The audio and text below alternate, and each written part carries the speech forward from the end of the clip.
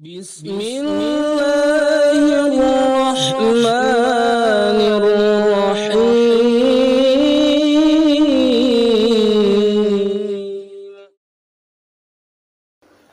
Assalamualaikum warahmatullahi wabarakatuh.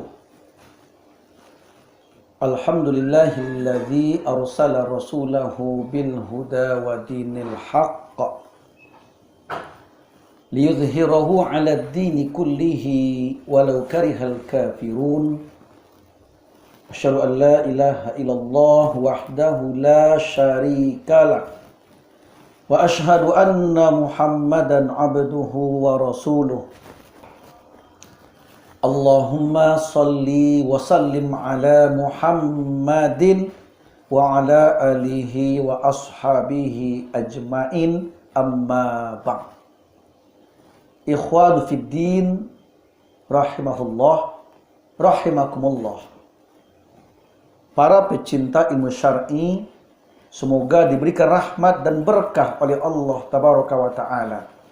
Semoga dalam kehidupan ini kita merasakan nikmat di dunia selama hidup sampai akhir hayat nanti. Para pemirsa, pada hari ini kajian kitab Minhajul Muslim kita lanjutkan, yang sekarang masuk ke pasal yang ke-11, yaitu bicara tentang azab dan nikmat kubur. Azab dan nikmat kubur. Seorang muslim yang beriman bahwa kenikmatan dan azab kubur serta pertanyaan dua malaikat di dalam kubur itu benar adanya. Dalam Islam disebut dengan fitnah kubur namanya. Jadi ada istilah fitnah kubur, ada istilah nikmat kubur, ada istilah azab kubur. Fitnah kubur artinya seorang muslim yang dikuburkan di kuburannya setelah mereka mengalami kematian dan dinyatakan mereka berada di alam kubur, maka datanglah dua malaikat kepadanya, Mungkar dan Nangkir. Yang dua ini Allah tugaskan untuk menanya mayat itu di kuburnya. Pertanyaannya tentang siapa Robmu, siapa nabimu, apa agamamu, apa kitab sucimu. Kalau kita orang yang beriman dan yang banyak amal soleh selama hidup, banyak karya positifnya dibandingkan negatifnya selama hidup, maka mereka akan mudah menjawab semua pertanyaan yang diajukan oleh malaikat yang dua tadi. Mudah menjawabnya. Setelah mudah menjawab, mereka diberikan nikmat kubur sampai kiamat terjadi. Masya Allah. Alangkah beruntungnya mereka ini. Mereka beruntung kenapa? Mudah menjawab pertanyaan dari malaikat dan diberikan nikmat kubur. Ditidurkan nyenyak dia sampai kiamat terjadi. Ini adalah akibat kerja kerasnya selama hidup di dunia. Mereka jadikan dirinya beriman dan mereka jadikan dirinya memperbanyak amal soleh. Kepada Allah mereka akrab, kepada manusia mereka peduli. Dikerahkannya kemampuan yang mereka miliki untuk menegakkan agama Allah, untuk memberikan kebahagiaan untuk orang lain. Begitu mati nanti, Allah berikan nikmat kubur namanya. Tapi sebaliknya kaum muslimin, sebaliknya. Kalau selama hidup mereka orang yang nakal, yang jahat, yang jauh dari Allah, tapi dekat dengan syaitan, tidak mau beramal soleh, kerjanya kerja yang jahat, kerjanya menzolimi orang, merusak orang selama hidup. Bahkan kalau dia kafir, tidak beriman, begitu di alam kubur ditanya tentang 4 perkara tadi, mereka tidak akan bisa menjawabnya. Bahkan kata mereka di hadis Nabi, apa ya? Apa ya? Akibatnya apa? Akibatnya Allah datangkan kepadanya malaikat yang membawa palu, membawa alat memukul, dan mereka dipukul sedahsyat-dahsyatnya. Na'udzubillah min dzalik. Itu namanya azab kubur. Jadi kalau begitu, adanya pertanyaan dari dua malaikat itu namanya fitnah kubur. Kalau lulus mereka, karena mereka orang baik, diberikan nikmat kubur. Kalau mereka nggak lulus, orang jahat, maka mereka diberikan siksa kubur. Orang muslim yang beriman wajib meyakini adanya fitnah kubur, adanya nikmat kubur, dan adanya azab kubur. Tentang ini banyak ayat, banyak hadis, banyak dalil yang sahih, bahkan mencapai mutawatir yang menjelaskan tentang ini. Mari kita simak. Simak, di kitab ini ada kok. Di kitab Minhajul Muslim di halaman 69. Ya. Ini bicara dalil tentang itu semuanya ada. Nah, dalilnya poin pertama. Berita dari Allah langsung tentang kenikmatan dan azab kubur itu. Seperti firman-Nya pada surat yang ke-8 Al-Anfal ayat 50 sampai ayat 51. Allah menyatakan di ayat ini, A'udzubillahi minasyaitonirrajim. Walau tara idz yatawaffal ladzina kafaru al-malaikatu yadribuna wujuhahum wa adbarahum wa dzuqu adzabal hariq dzalika bima qaddamat aydikum wa annallaha laisa bidzallamin lil abid. Kalau kamu melihat ketika para malaikat mencabut jiwa orang-orang yang kafir sambil memukul muka dan belakang mereka dan berkata, siapa berkata? Malaikat tadi berkata kepadanya, rasakanlah olehmu siksa neraka yang membakar. Tentulah kamu akan merasa ngeri. Demikian itu disebabkan oleh perbuatan tanganmu sendiri. Sesungguhnya Allah sekali-kali tidak menganiaya hambanya. Allah tidak mungkin zalim ke hambanya. Tapi kamulah yang menzalimi dirimu. Ketika hidup diperintah beriman, kamu kafir. Disuruh beribadah, kamu lalai. Sekarang kata malaikat, rasakanlah azab Allah ini untukmu. Na'udzubillah. Summa na'udzubillah min dzalik. Saya berharap semoga para pendengar ini yang mengikuti dengan hikmat kajian ini, semoga Allah berikan kepada kita nikmat kubur. Allah jauhkan kita dari azab kubur itu, kaum muslimin, yang mengerikan. Mengerikan. Sejelek-jelek hidup, sesakit-sakit kita rasakan ketika hidup, belum seberapa jika dibandingkan nikmat, dibandingkan azab kubur. Apalagi neraka. Na'udzubillah. Untuk itu, ayat menjelaskan, inilah dalilnya tentang adanya nikmat kubur dan adanya azab kubur serta adanya fitnah kubur tersebut. Yang kedua, tercantum pada surat yang ke-6 Al-An'am ayat 93 sampai ayat 94.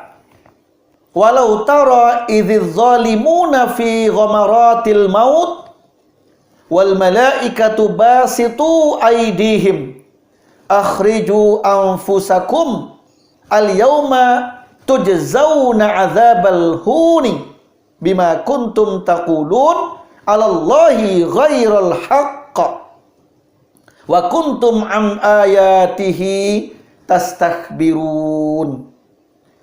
Walaqad ji'tumuna furada kama khalaqnakum awwala marrah wa taraktum ma khawwalnakum wara'a zuhurikum wa ma nara ma'akum syufa'akumul ladzina za'amtum annahum fikum syuraka laqad taqatta'a bainakum wa dhalla 'ankum ma kuntum taz'umun. Alangkah dahsyatnya sekiranya kamu melihat di waktu orang-orang yang zalim sedang berada dalam tekanan sakaratul maut, sedang para malaikat memukul dengan tangannya sambil berkata, keluarkanlah nyawamu.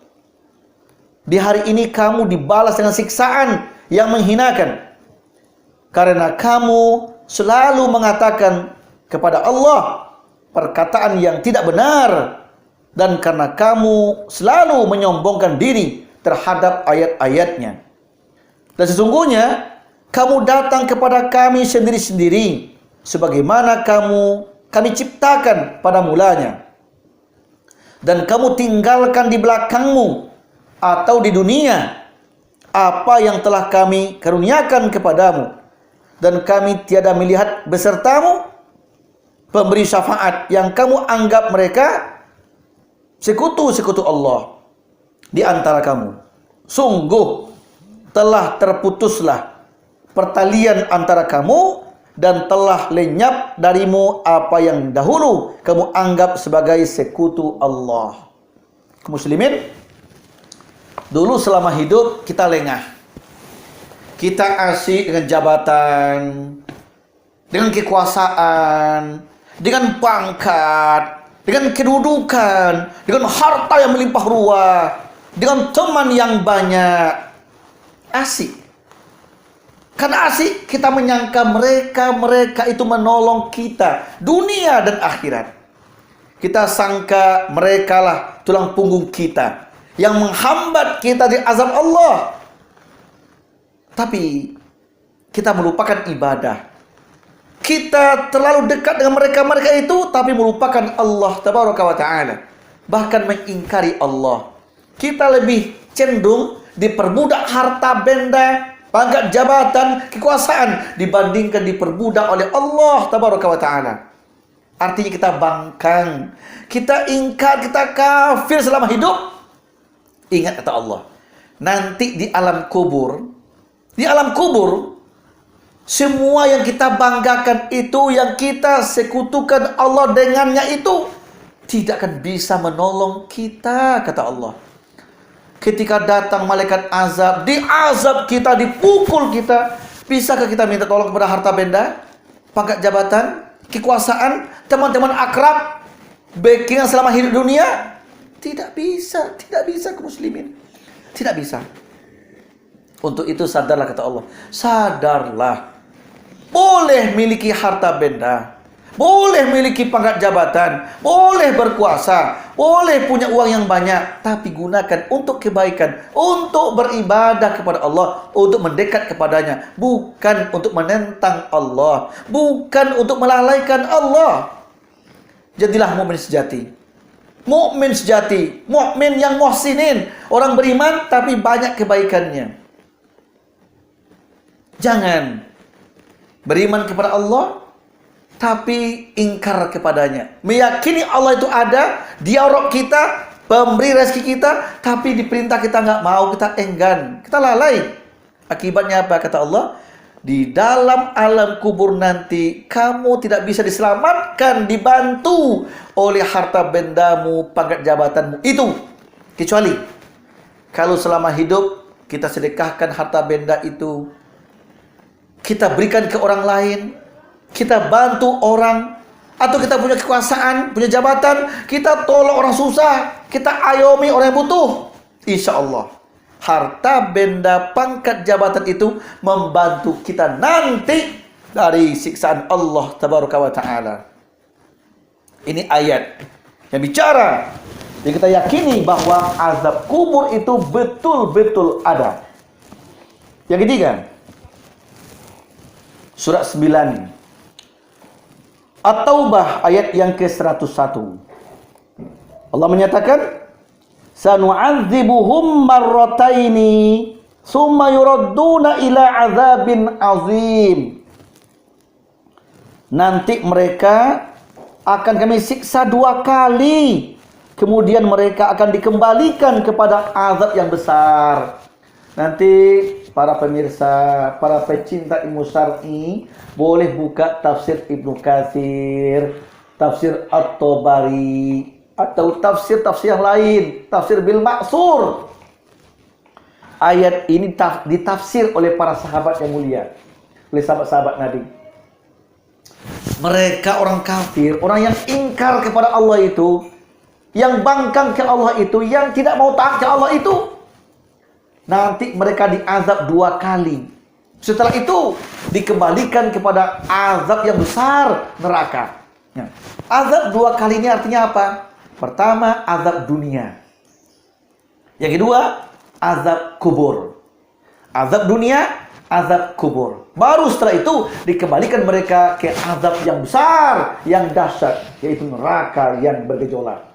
Takutlah dengan neraka yang dahsyat itu. Ini dalil yang menjelaskan bahwa adanya azab kubur. Lalu masih ada orang mengingkari, wah tidak ada itu azab kubur. Nggak ada itu. Na'udzubillah. Kemana otaknya dilarikan untuk berpikir? Kenapa mereka tidak meyakini ayat ini sebagai dalil? Ini Quran, ayat Allah yang bicara. Dan sahabat semuanya meyakini, Rasul menyatakan, ini hak dari Allah. Ini ayat yang jelas. Dan tak satu pun sahabat yang mengingkari bahwa adanya azab kubur itu. Ini yang ketiga. Yang keempat, Allah nyatakan pada surat yang ke-40. Surat Al-Ghafir atau Al-Mu'min, ayat yang ke-46. An-naru yu'raduna 'alaiha ghuduwan wa 'ashiyya wa yawma taqumus sa'atu adkhilu ala fir'aun asyaddal azab. Kepada mereka ditampakkan neraka pada pagi dan petang, dan pada hari terjadinya kiamat dikatakan kepada malaikat, masukkanlah Fir'aun dan kaumnya ke dalam azab yang sangat keras. Ayat mengatakan kepada mereka ditampakkan neraka pagi dan petang. Siapa mereka itu? Orang-orang kafir, kroni-kroni Fir'aun, pasukan Fir'aun yang mendukung kekejaman, kezaliman Fir'aun. Mereka itu dinampakkan kepadanya, bukan diazab ya, dinampakkan kepadanya neraka pagi dan petang. Ini ketika mereka sedang berada di alam kubur. Sedang mereka di alam kubur, dinampakkan kepada kroni-kroni Fir'aun itu. Kepada Fir'aun itu juga dinampakkan kepadanya azab baik pagi ataupun petang. Dinampakkan kepada neraka yang gejolak pagi petang. Itu namanya mereka diazab di kuburnya, berupa dinampakkan kepadanya neraka pagi dan petang. Lalu Allah katakan kepada malaikat, hai malaikat, masukkan Fir'aun itu dan kroni-kroninya, Fir'aun dan pendukung-pendukungnya yang menegakkan kezaliman, yang menghancurkan yang hak. Masukkan mereka semuanya ke azab yang sangat keras. Jadi pertama, Fir'aun dan tentaranya, kroninya diazab di alam kubur dengan cara dinampakkan neraka kepadanya pagi dan petang. Setelah itu baru dimasukkan ke neraka yang bergejolak, yang membakar mereka, yang tidak menyisakan sedikit pun. Na'udzubillah.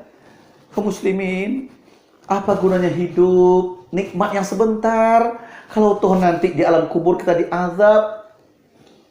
Ya Allah, nikmat yang sekarang gak seberapa, baru seujung kuku. Azab sekarang juga gak seberapa.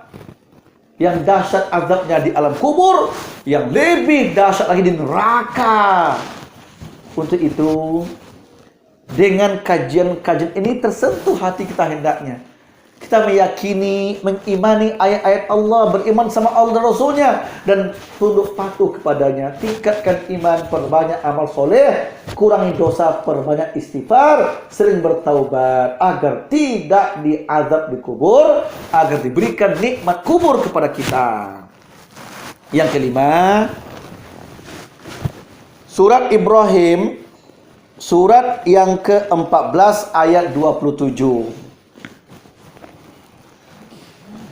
Yusabbitullahu allazina amanu bil qawli tsabit fil hayatid dunya wa fil akhirah wa yudhillullahu adh-dhalimin wa yaf'alullahu ma yasha'.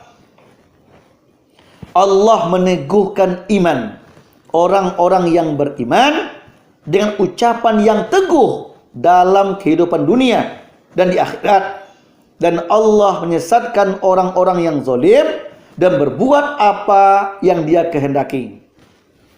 Ayat ini bicara tentang orang yang beriman selama hidup, yang banyak amal soleh selama hidup.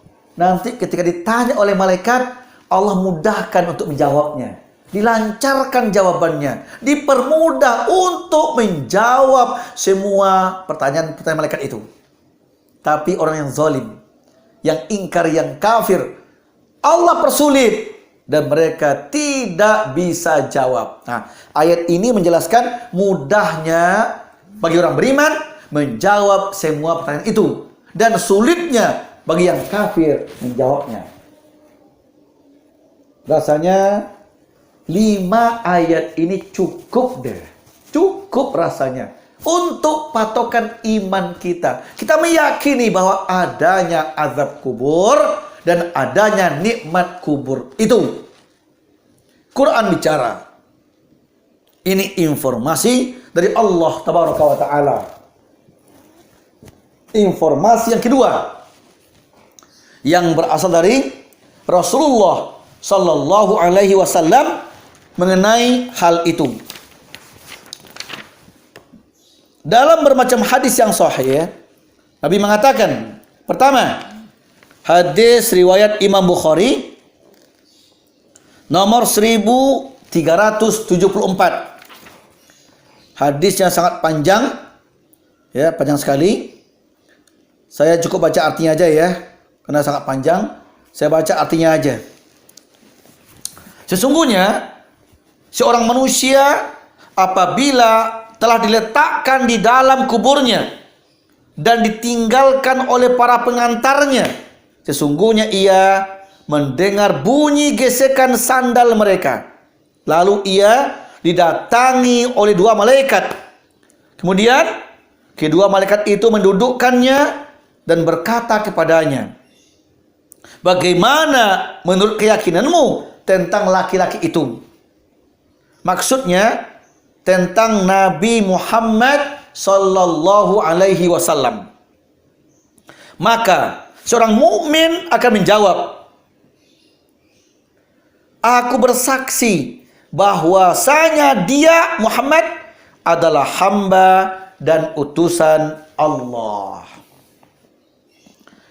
Lalu dikatakan kepada mayat tersebut, "Lihatlah tempat dudukmu dari neraka telah diganti oleh Allah dengan tempat duduk dari surga." Si mayat itu pun melihat kedua tempat duduknya. Adapun terhadap orang munafik dan orang kafir, mereka kedua malaikat itu bertanya kepadanya, "Bagaimana menurutmu tentang laki-laki itu? Apa pendapatmu tentang Muhammad ini?" Maka orang yang munafik, kafir akan menjawab, "Aku enggak tahu. Aku mengikuti apa yang telah diyakini orang banyak." Lalu dikatakan kepadanya, "Kamu tidak tahu dan juga tidak mengikutinya." Sambil dipukul 1 kali dengan palu yang terbuat dari besi, sehingga ia berteriak keras, yang dapat didengar oleh semua makhluk kecuali oleh jin dan manusia. Para hadirin, hadis ini menginformasikan kepada kita, di alam kubur nanti datang malaikat bertanya kepada kita tentang siapa Muhammad ini. Apa pendapatmu tentang beliau? Nah, tentu orang beriman yang beramal soleh, yang beriman ke beliau, mengikuti sunnah-sunnah beliau, akan mudah menjawab, dia Muhammad Rasulullah. Aku beriman kepadanya, dia hamba, dia utusan Allah. Wah, kalau begitu kata malaikat, itu tempatmu surga. Surga tempatmu. Datang pula malaikat ke orang kafir, orang musyrik, orang munafik, orang fasik. Ditanya, siapa Muhammad ini? Apa pendapatmu tentang dia? Saya nggak tahu. Kami nggak tahu tuh siapa dia. Akhirnya apa? Malaikat dengan palu dari besi memukul keras ke jasadnya. Dipukul dia.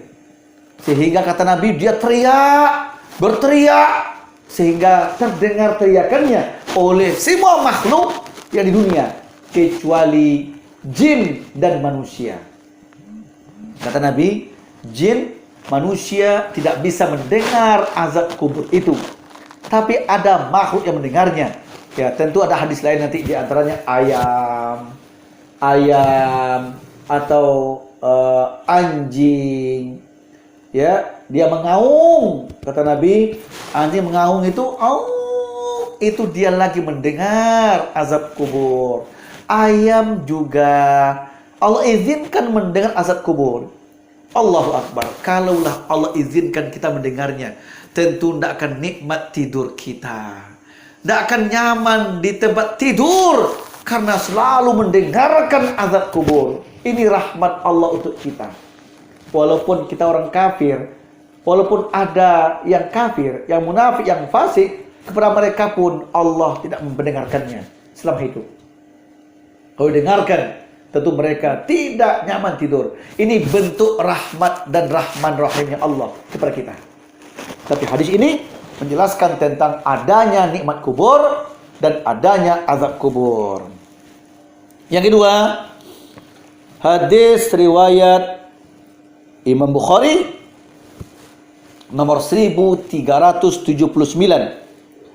Idza mata ahadukum uridu alaihi maq'aduhu bil ghadati wal ashi. In kana min ahlin nar fa min ahlin nar. Fayuqalu lahu hadza maq'aduka hatta yab'atsaka Allah ila yaumil qiyamah. Apabila salah seorang dari kamu meninggal, maka ditampakkan kepadanya tempat duduknya di waktu pagi dan petang hari. Jika orang itu termasuk penghuni neraka, maka tempat duduknya dari penghuni neraka. Lalu dikatakan kepadanya, ini tempat dudukmu sampai Allah membangkitkanmu nanti pada hari kiamat.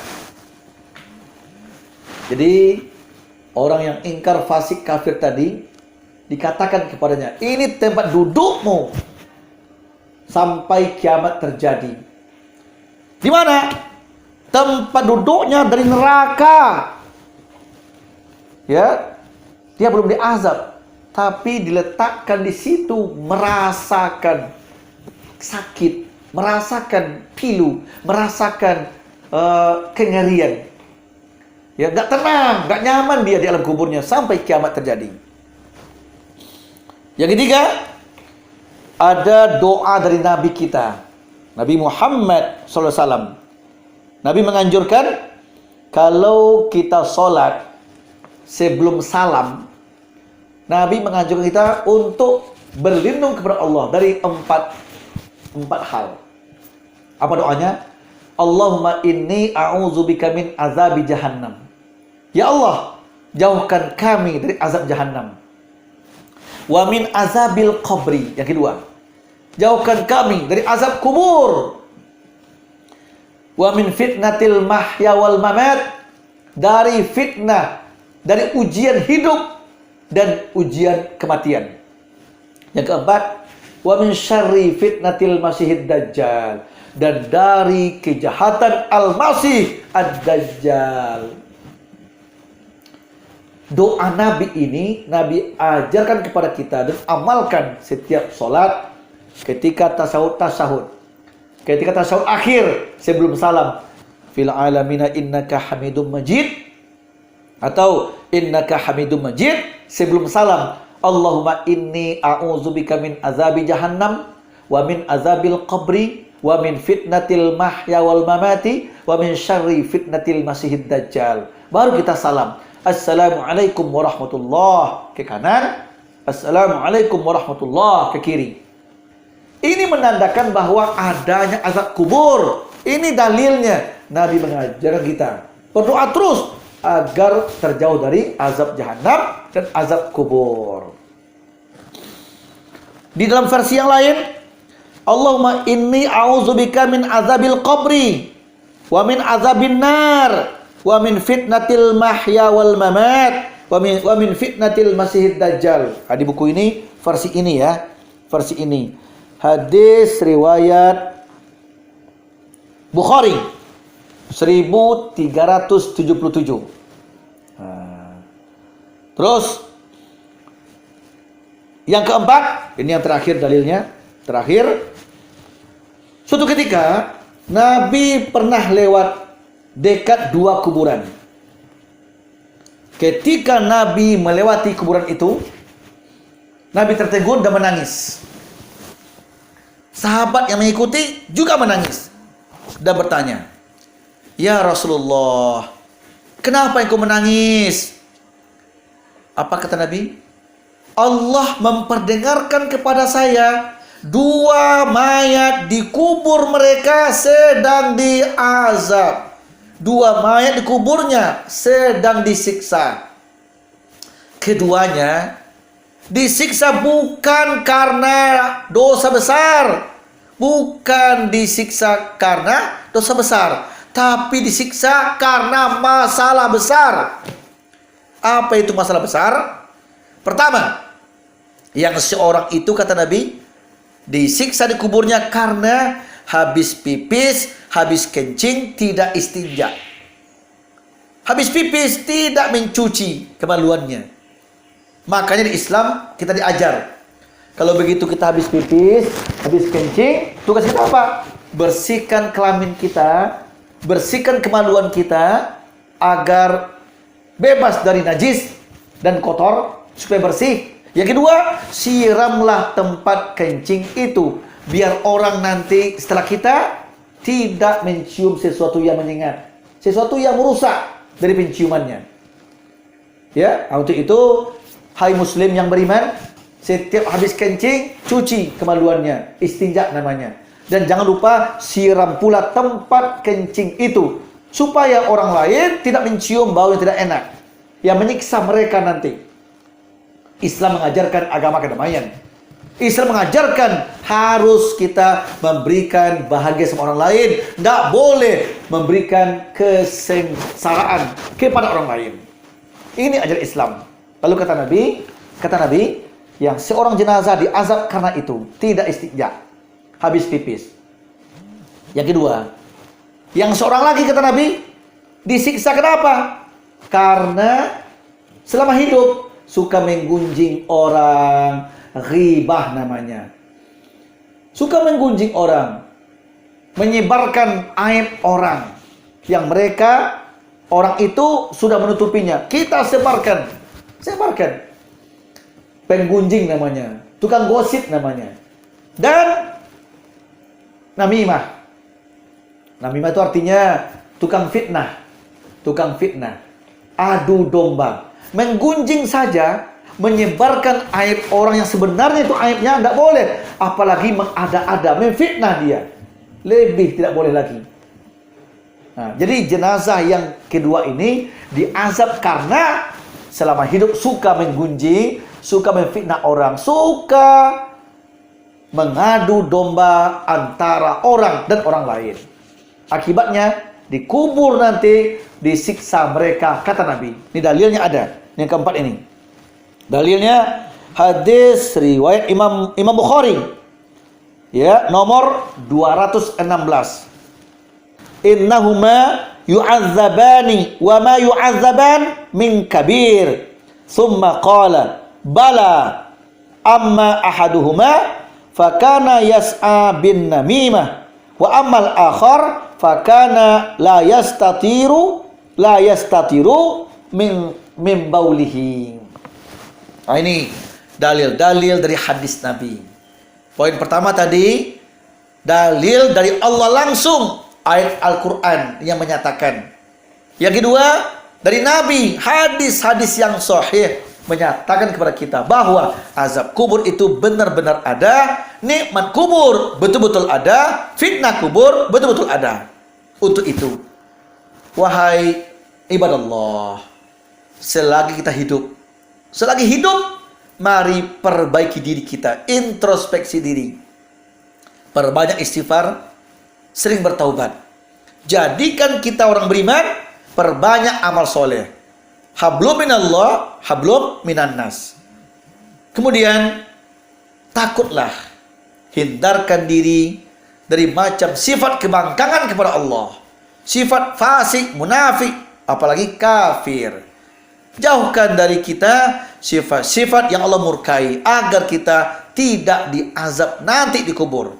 Ya, mudah-mudahan para pemirsa yang ikut kajian ini, Allah berikan kita semua nikmat kubur, terjauh kita dari azab kubur.